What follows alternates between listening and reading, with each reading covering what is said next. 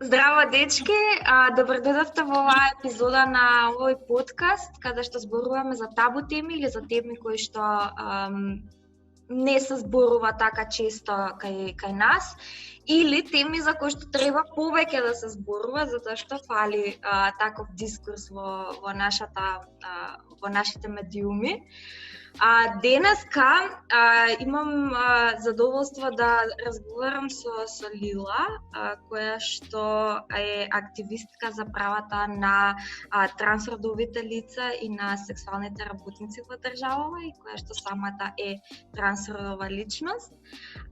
Здраво, Лила! Браво! Ќе си направиме муабет. Имаме многу работи што да, многу нешто за кои што можеме да поразговараме. Мислам дека ова е една тема која што во последно време, последните години се разговара се повеќе. Меѓутоа, како се уште да не се уште на луѓето не им е баш јасно и мене не ми е целосно јасно и покрај тоа што се сметам за себе си за пријател, за поддржувач, сепак нормално е веројатно сите кои што не сме за било какво искуство кога станува збор, ако не си прошол низ тоа искуство, не можеш да знаеш се. Сега, јас и Лила, интересно е што се запознавме на многу интересен начин пред 2 години, така нешто, 2018, кога и двете станавме манекенки. Се запознавме на Fashion Weekend на Ревија, во која што бевме и двете модели. Некако се склопија коцките и се потсетивме на тоа искуство пред да почнеме со разговорот. Како беше тоа искуство за тебе, Лила?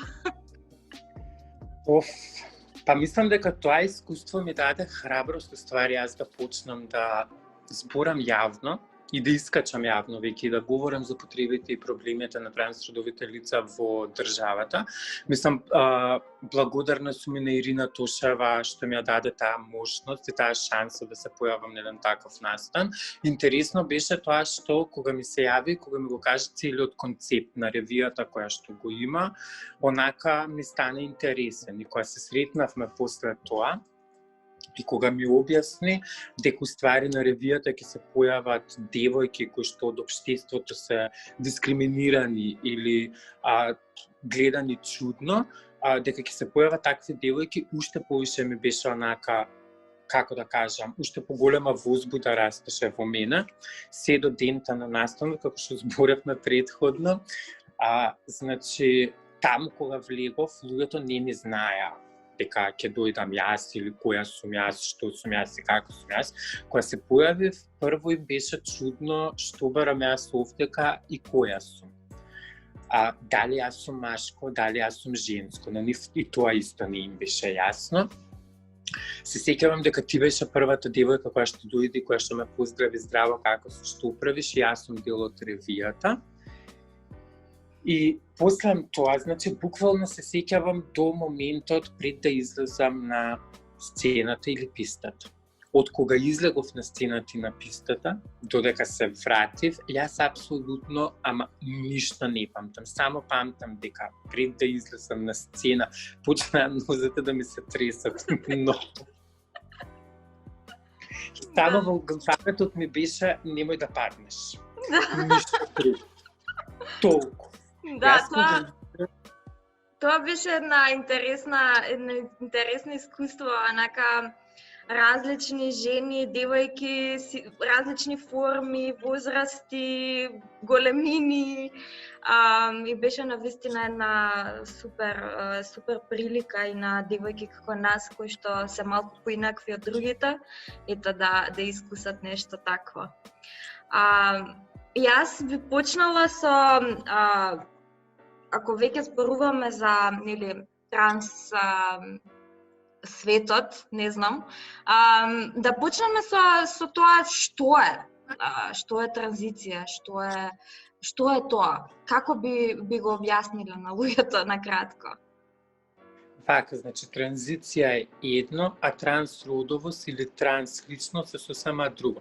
Трансродовост или транс представува сеопфатен термин кој ги вклучува сите лица чиј што родов идентитет не се совпаѓаат со полот, кои им се запишани при раѓање, како и на оние кои сакаат да го прикажат својот родов идентитет на начин различен од полот кој им е запишан при раѓање. Значи, да поедноставим, јас сум родена биолошки како машко, но со моето растење, тоест со моето растење уствари, јас карактеристиките ги немам како машко, туку ги имам како женско. И мојот род е различен од мојот пол. Так, значи имаме треба да направиме разлика помеѓу род и пол. Така, дали сега ми доаѓаат прашања вака, дали кога се менува едното, се менува и другото? Или може само едното да се смени? Или како се случува тоа? Род и пол? Род и пол, не. Полот нас нели не е запишан биолошки, не е запишан при самото раѓање, го одредуваме полот. Полот можеме да го смениме, кај нас во држава се уште нема таков закон каде што може правно да ни биде признаен родот, односно да можеме да го смениме полот и без да имаме медицински, тоест хируршки интервенции на нас, но и доколку имаме хируршки интервенции, значи и биолошки веќе станеме жени, не е така лесно да се променат знаките во документите, во личните документи. Ние сме имале случај на девојка која што 2014 година комплетно се има оперирана, значи медицински го има потврдено родот или полот, како сакате, и од 2014 година, она до 2017 година и покрај тоа што веќе биолошки е жена, она во незините документи се уште стои како маж. Тоа е затоа што кај нас во државата нема јасна законска рамка, нема јасен закон кој што ги одредува тие работи. Так, тоа ме води до следното прашање, што подразбира под таа транзиција? Дали спомна хируршки, биолошки, дали тоа треба да сето тоа да се направи за да се направи таа транзиција? Пошто мислам дека ова е едно прашање кое што многу луѓето ги интересира. Претпоставувам дека не е така, дека има различни. Да. Вака, значи, трансродовите лица не мора да значи дека ти мора да бидеш трансродово лице ако имаш направено на тебе хируршки интервенции или имаш почнато транзиција. Ќе објаснам што е транзиција. Например, имаме луѓе кои што се задоволни со нивниот физички изглед, кои што не сакаат да менуваат физички ништо на нив, но сепак се чувствуваат различно од нивниот пол. Имаме луѓе кои што сакаат да променат дел од нив, но не сакаат комплетно да се променат.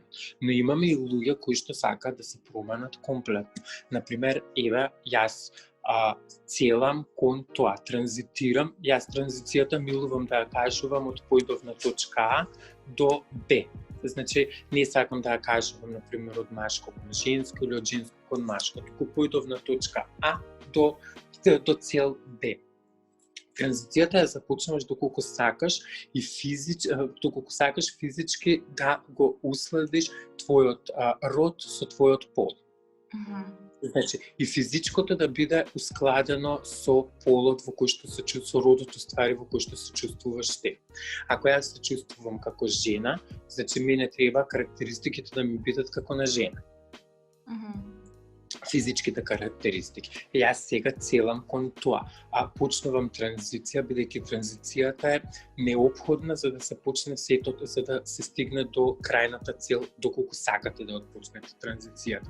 Иако е тешка, да стигнете до нејза, сепак морате да ја почнете. Значи се отпочнува со хормонска терапија, која што се зима константно, после одреден период од зимањето на хормонска терапија можете да отидете и да правите, дали било тоа вградување на силикони, дали било тоа вагинопластика, да правите. Кај транс мажите масектомија, каде што се отстранува горниот дел и доле се прави пенис. Така. Тоа е транзицијата, уствари, луѓето кои што сакаат да транзитираат.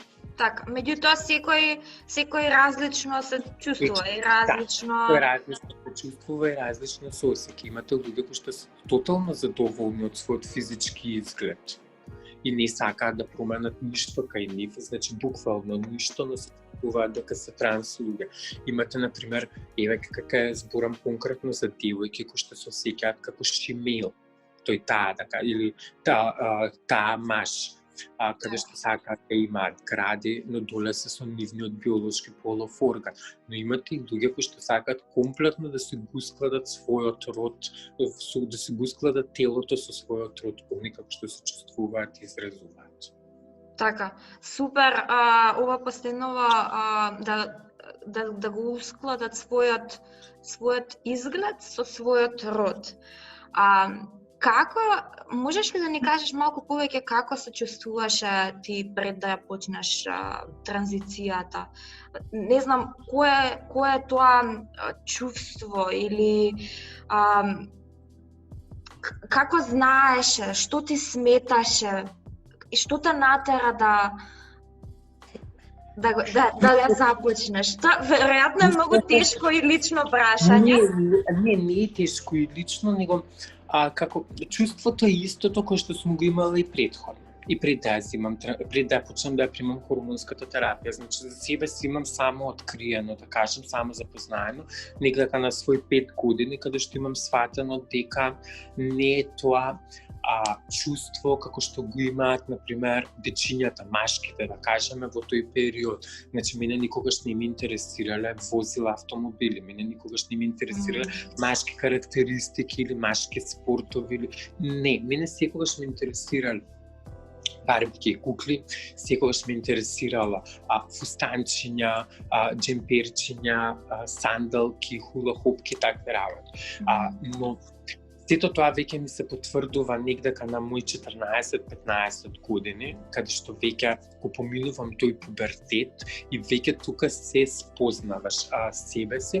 Го потврдувам тоа на некој мој 14-15 години, но се уште не знам каде припаѓам, бидејќи јас тогаш немаше, например, луѓе, немаше достапност на интернет за ти денеска да можеш да гледаш што и како. Јас тогаш кога се става во категоријата на луѓе на геј луѓето или на хомосексуалците, бидејќи тоа ми беше нешто најближно во тој момент што го гледав.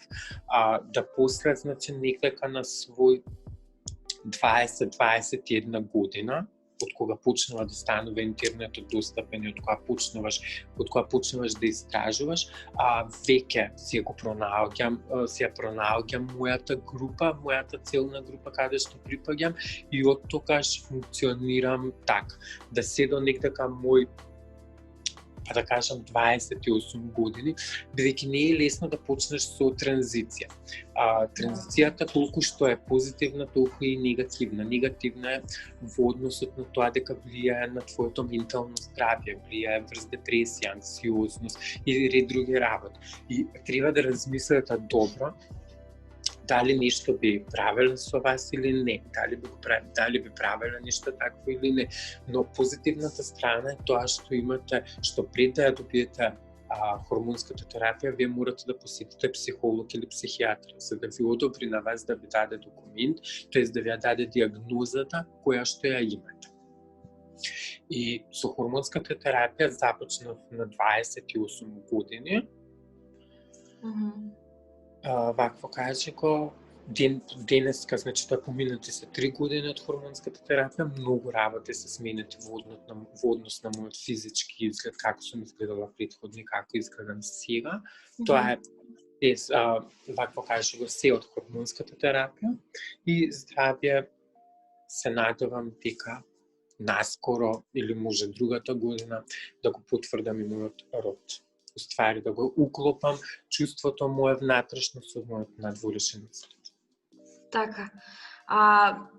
Она што го спомна дека си го нашла својата група. Колку ти беше тоа не знам колку ти значеше тоа? Колку ти ми значеше затоа што знаеш дека имаш со кого да ги споделуваш работите, знаеш дека некој ќе те разбере и ќе те свати во тоа што го кажуваш и во тоа што знаеш со кого можеш да правиш муабет едноставно за сето тоа. Можеш да размениш искуства, можеш да многу повеќе да дознаеш, да се надградиш самата себе или самиот себе, небитно. И вакво кажи го, а пред се тоа знаеш дека имаш луѓе кои што се тука со тебе заедно и кои што те почитуваат и те ценат, неизмерно, како например не дека и другите категории на, да кажеме например од ЛГБТ, целиот тој круг, не дека не те почитуваат и те ценат, но знаеш дека имаш некој кој што искрено се соживува со тебе. Да, поминува низ истото и веројатно и тоа чувство дека не си сам, дека не си сама, дека има и други луѓе. Веројатно, како што рече, не знаев претходно каде терам. Мислам, многу од нас не знаеме каде тераме.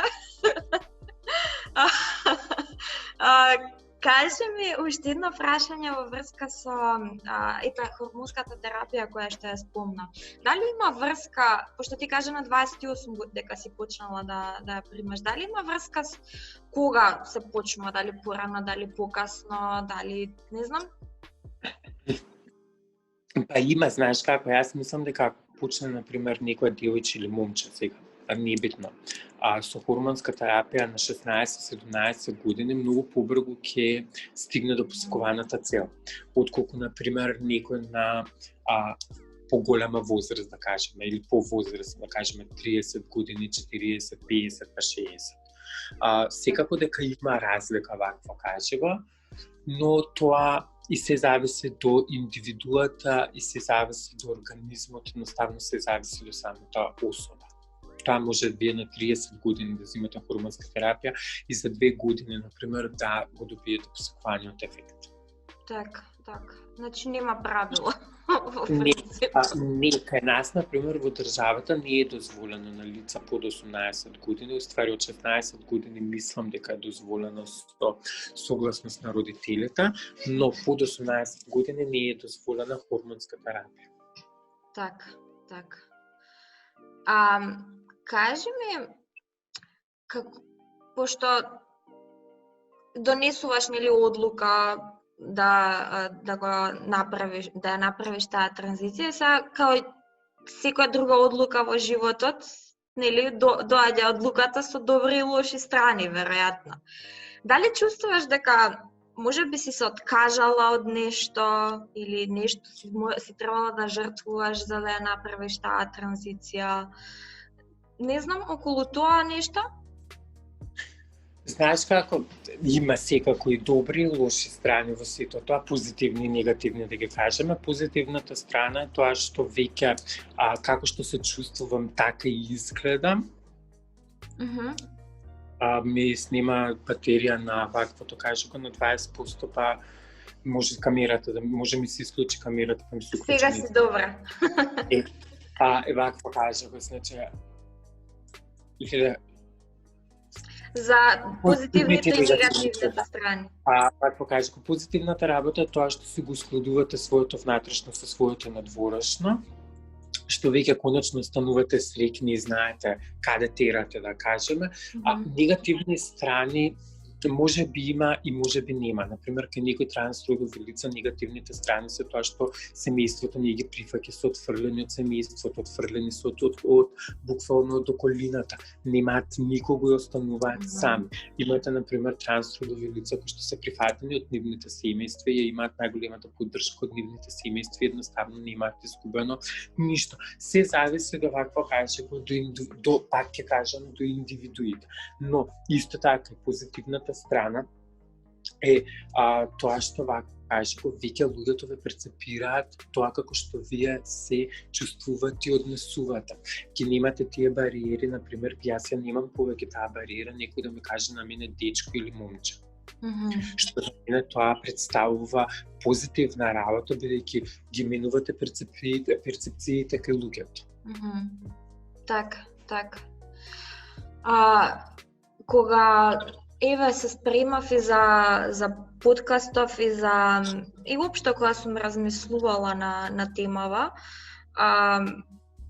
јас не можам да разберам не можам да разберам, туку не можам ни да си замислам некој сега мене да ми каже дека сум поинаков пол од тоа што сум.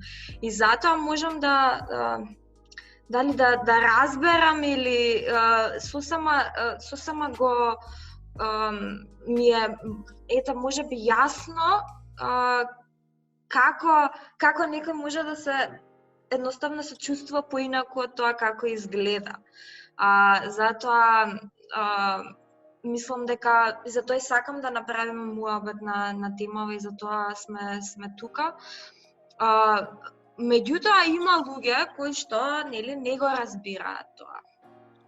И како што спомна, има многу проблеми со кои што се соочуваат трансродовите личности. Мислам дека тоа што оваа тема е една табу тема се уште допринесува, затоа што за многу работи, не само за оваа тема, за многу работи кога нештото е непознато, кога не знаеме за тоа нешто, многу поверојатно е дека ќе имаме одбивност или можеби ќе ги избегнуваме тие луѓе. Значи тоа е докажано и познато е пример за расизмот. Ако ти не си во контакт со луѓе од друга раса, на пример, многу поверојатно е дека ќе бидеш расист, дека ќе ги избегнуваш и така натака. И затоа веројатно е нешто слично и со трансфобијата, со хомофобијата. Колку повеќе си во контакт со луѓе од овие групи, толку по приступачно ќе ти биде и не знам во однос на ова што мислиш, дали е Постои вакво, кажи го, постои хомофобија и трансфобија. Јас тоа нажалост ќе го кажам дека постои првенствено и во самата заедница многу голема трансфобија и хомофобија. Понатаму во институциите се многу постои поготово трансфобија, каде што институциите не се сретнувале со вакви луѓе.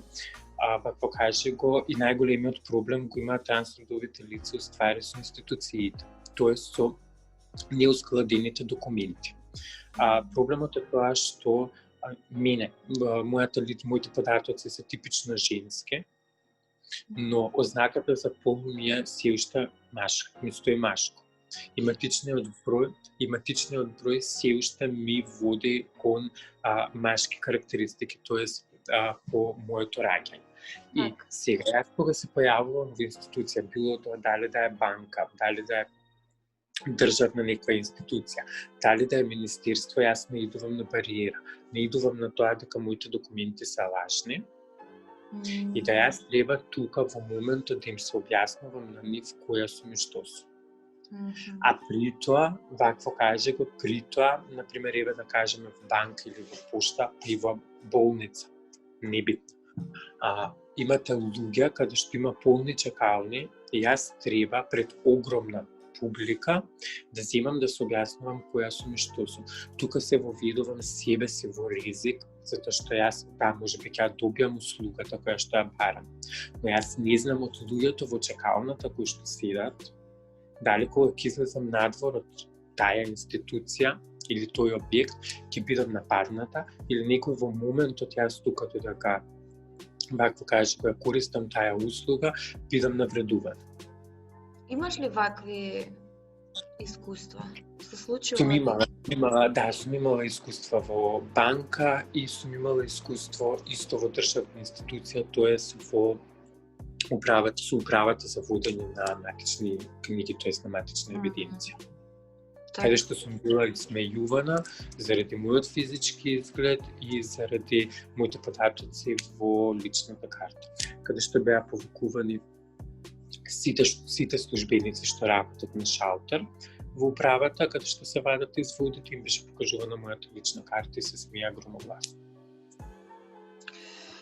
На што секако следеше реакција, но нажалост тоа најдена дека нема утврдено основ за дискриминација врз основ, дека нема и дека они работат на сензибилизација на нивните вработени. Так. Недоволно, очигледно. Да. Но еден пример можам да кажам дека денеска не се соочувам со тој проблем, бидејќи едноставно кога ја давам мојата лична карта, луѓето не ни погледнуваат веќе во знаката на полот или не ја гледаат онака личната карта да се загледаат да видат. Пошто физичкиот изглед ми е типичен, да кажам, до некаде изгледот ми е женствен и така да поминува многу полесно. Так. Пример, али кога имаш проблемот, извини само што викина, така имаш голем проблем каде што не можеш да се вработиш, каде што се социјекономски оттргната и што дополнително те внесува во маргините, каде што ти не можеш да се вработиш само заради твоите документи, само заради твојата ознака која што ја имате. Јас сега да отидам во било која, да кажеме, компанија, и обичен маркет. Нема да ме вработат само заради тоа што ќе бидам дискриминирана само заради тоа врз основ на мојот трудов идентитет. Имало ситуации каде што газди, например, вработувале трансродови, тоест викале трансродови лица на интервју, не знаат нели дека е трансродово лице, но имало ситуации каде што им кажувале, јас би те примил како гаст. Тоа ми е се окей, но јас не можам да ти гарантирам дека вработените тука нема да те дискриминираат или дека нема да те повратат. Мене не ми е проблем. Јас би те примил. Баш като имаш проблем доколку немаш своје живеалиште, да идеш да изнемеш стан. Да изнемиш живеалиште. Бидејќи не секој знае така. Живееме во општество кое што не е едуцирано и кое што не знае многу. И ти кога ќе отидеш сега типично како девојка, а твоите податоци во личната карта се машки, малку ќе се збунат. Така. Како можеме да ја подигнеме таа едукација, не е само до едукацијата, знаеш како треба во државата прво да се донесе закон за правно признавање на родот, каде што на трансродовите лица ќе им се овозможи знаката за пол да им биде променета во тоа како што они се чувствуваат и изразуваат. И тогаш ка сметам дека системската дискриминација, тоест дискриминацијата од страната на државните институции ќе се намали, бидејќи нема да те препознаваат.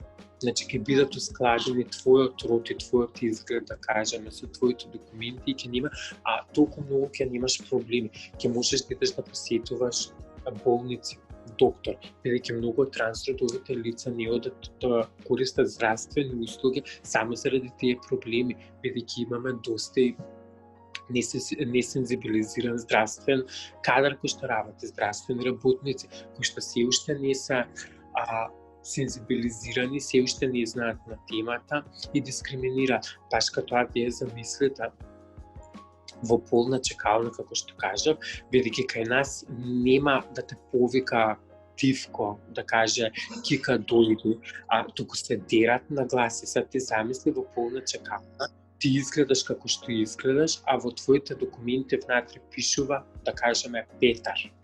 И кога ќе се ради Петар и ти кога ќе се појавиш, да, не се ставаш и во ризик, како што кажа, пошто не знаеш кој се има во таа чекална. Кажи ми, спомна закон дека нели можеби првиот чекор е тоа. Дали има преседан за тоа во други држави, како се, што се, мислам, дали знаеш за закон? Најдобриот модел, значи ни овакво кажко, најдобриот модел во Европа кој што го има донесено таквиот закон е моделот на Малта. Моделот од Малта, каде што во Малта на лично самоопределување, вакво каже го на лично самоопределување, можете да ги промените вашите документи. Не ви требаат никакви ниту медицински белешки, ниту психолошки белешки, едноставно ништо. Тоа е најдобриот модел што е тука, да кажеме, близко нас. Имаме модели во Данска и во Норвешка, каде што во едната држава е дека треба да посетите психолог, но после тоа 6 месеци, после 6 месеци пак да отидете на психолог за да можете да ги промените вашите документи, да не нешто се случи во тие 6 месеци, па да се предомислите. И другата држава е со една SMS порака. Како се... Така праќаш SMS порака и доволно е тоа. Колку сме назад. Добро, кажи ми, колку има, значи, има решенија за проблемите, не е дека нема, треба само волја на народот и на институциите, веројатно. Знаеш како јас за ова не кажувам дека е волја на народот, туку е волја на институциите, тоест на, така, пратениците. Ние имаме пресуда од Европскиот суд за човекови права, која што добивме во 2019 година во јануари, каде што лице X поднесе тужба против државата. Ако државата малку е свесна, да кажеме, во тој поглед, она би го донела законот.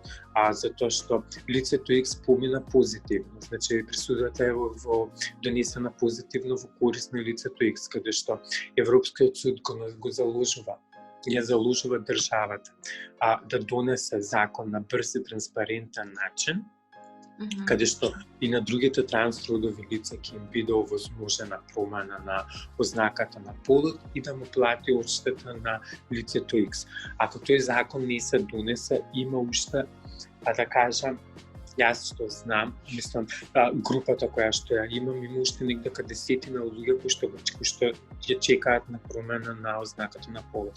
Вие замислете, сите тие 10 луѓе да поднесат тужба во Европскиот суд, државата тука ќе изгуби многу. И затоа ние се трудиме и се бориме некако да биде донесен тој закон. Пошто новиве генерации сега, помладите, генерација Z, сите растени со интернет, имаат пристап до најразлични информации за нив, целата овие работи се сосема нормални почнуваат да стануваат. Дали мислиш дека се гледа некаква, не знам, што мислиш за ова? Дали младите денеска ќе направат таа промена или? Не, сметам дека во држава кај нас, да кажеме, например во европските земји веќе е тоа унапредено, но сметам овде кај нас во држава дека треба да поминат уште, па да не кажам, 10 години каде што сето тоа би било нормално. Јас, например, кога сум разговарала со луѓе во однос на промените во државата, во однесувањето на луѓето и на сето тоа, некогаш онака кога седам и се размислувам, мислам дека една од добрите страни што и се случи на Македонија 2012, чинам дека беше или 13, што ја доби визната, безвизната либерализација. Каде што граѓаниве почнаа некако масовно тој период, нели не им требаат визи за нигде, ќе може да патуваат слободно, и некако граѓаниве од држава почнаа да патуваат низ Европа, видоа дека сето тоа е нормално таму и некако почнаа да го прифаќаат сето тоа. Благодарение на интернетот, да кажам дека младинава денешнава, пејте да ги кажеме од тие 20 на 23 години, веќе за нив е тоа сето нормално и веќе е сето тоа сватливо за нив, затоа што достапноста на интернетот денеска ни е овозможена и можеме буквално да гугламе за било што. Да, и да си го одговориме на можете сите прашања. Да, и да се интересираме, па и да се едуцираме, да кажем. Така. Само нели треба да се заинтересираме. Да. Како ето зборувавме и за општеството и за се, како еве ние кои што се рачунаме себе си за пријатели, за allies, што би се рекло, за сојузници, како можеме ние да допринесеме? Ова го прашувам лично за себе и за сите оние кои што го гледаат ова, како можеме ние да дадеме свој Јасно пример кога да кажем пред 10 години, кога не сум изгледала вака како што изгледам, сум имала пријатели кои што за мене мислеле дека јас сум стрейт. И пак покаже кога сме седели, кога сме дебатирале некогаш, и кога ќе спомне, кога ќе се паднало тема, например, во однос на ЛГБТ, секогаш сум реагирала во типот зборам во трето лице, но ги кажувам моите проблеми. Не се искажувам себе си, туку зборам дека Кика, знаеш, имам другарка која што се вика Кика и она вака. Едноставно ги едуцирам луѓето и ги освестувам дека сето тоа е нормално, дека сето тоа е прифатливо, дека не значи ако седне со тебе или ако те допре или не знам спиеш со некого, ваков дека тоа ќе се пренесе и бла бла бла, или дека тоа е нешто кое што е болест. Да беше болест, како што кажуваат многу луѓе, тоа ќе се лечеше. Да. Так. Едноставно со многу повеќе едуцирање, со многу повеќе зборење на било која тема, не само на оваа, да кажеме, за трансродови лица, и со лица за попреченост, и со лица значи, за било кои теми, колку повеќе зборуваме со луѓето, толку повеќе им ги отвараме чакрите и толку повеќе ги освестуваме дека сето тоа е нормално. Да, дека на крајот на денот сите сме луѓе, различни сме, нормално е да сме различни, сите имаме своји размислувања, своји потреби во животот. Меѓутоа на крајот на денот сите сме луѓе, сите имаме исти потреби да бидеме сакани, да сакаме и мислам апсолутно нема зошто мене да ми е гајле како ти сакаш или кого ти сакаш или кого. Мислам, знаеш како ние се уште живееме од типот што ќе кажат другите. Ме разбираш? И тоа другите што ќе го кажат, тоа е срамно, тоа другите што го гледат, едноставно не се гледаме самите себе и не гледаме да направиме ништо кај нас самите себе. Туку гледаме што другите ќе кажат, јас ако не знам сега се офарбам плава. Јас ако сакам да бидам плава, ќе бидам плава. Да. Ако сакам да се истетовирам, разбираш, ќе се истетовирам, нема да ми биде гајле што ќе ме кажат другите. Живееме едноставно за себе, треба да го сватиме тоа дека живееме за самите нас на крајот на денот.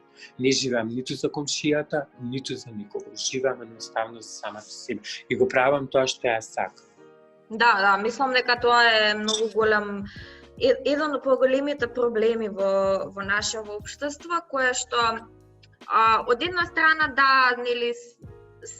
е до коментари, лоши коментари, такви работи, меѓутоа од друга страна, што мислам дека уште пострашно е тоа што тоа размислување ги тера луѓето да не си го живеат животот, да не уживаат во својот живот.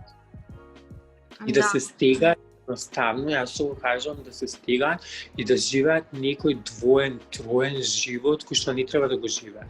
Пошто е тоа исто многу тешко, те замисли сега да живееш двоен живот. Едно да бидеш пред твоите пријатели, фамилија или било што, а друго да бидеш во некоја друга околина. И тоа е многу тешко да го изменаџираш, како да го кажам.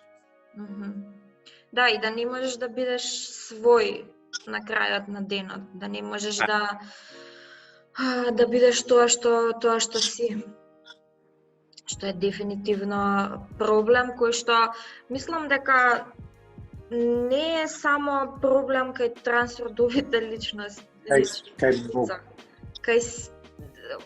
кај многу Да.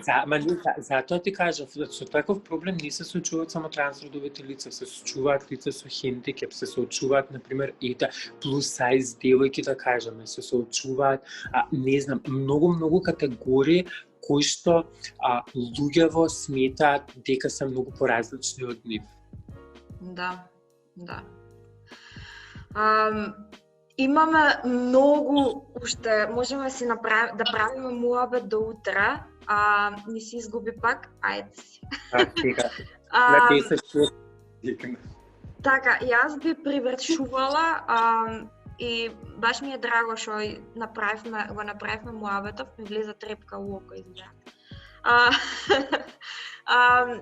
И мислам дека и понатака би можеле да правиме и вакви муабети. Јас би привршила со тоа што ќе ти поставам уште неколку онака спид прашања. Прво нешто што ти паѓа на памет ќе ми одговориш, чисто онака фан, затоа што отидовме многу длабоко и ова се тешки теми и сакам да завршиме онака на една позитивна нота.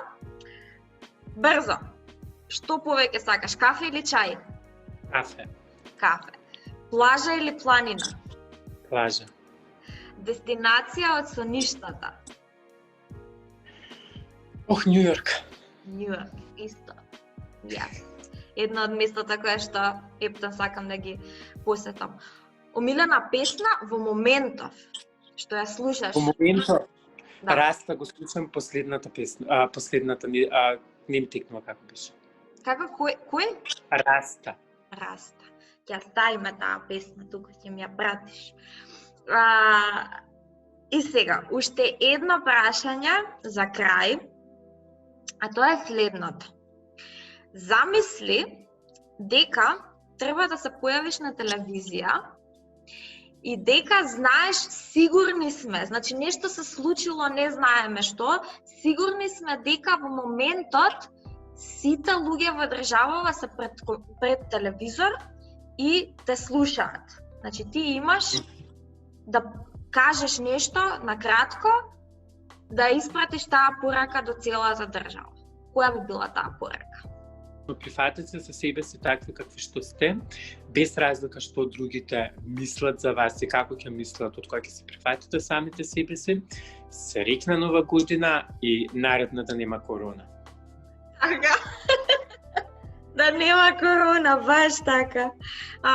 Мислам дека многу работи научивме оваа година, вклучувајќи го и тоа сакање себе си и слично.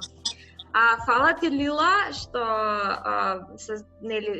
што ме дружеше и што си направивме еден доста убав муабет и се надевам дека пак ќе го направиме тоа. И тука би привршила и се надевам дека ќе се дружиме и во наредните епизоди. Фала, Лила. Фала ти на тебе на поканата, што едноставно изразуваш желба да се збори за вакви теми и се надевам дека не само вака на Zoom ќе се дружиме и лично. Така, да заврши се, да, треба да се... Дека ќе снимаме, како што се договоривме, уште лани беше тоа. Да, лани. Значи, се договаравме пред година и пол, повеќе од година и пол. Мислам дека беше пред Прајдот, да, пред Прајдот. Да, беше, затоа што јас не бев тука, тоа беше пред да одам за Америка тогаш. Да. Да, и не бев тука јас кога беше Прајдот. Да, и конечно се случи, еве во еден поинаков облик од што сакавме и од што се договаравме, ама мислам дека муабетот кој што го правиме е многу важен и дека не е толку важно како ќе се снимаме, која е, не знам, светлината и слично, квалитетот на видеото. Најбитен е муабетот. Фала ти уште еднашка и се дружиме и понатаму. Чао, чао. Фала тебе, чао.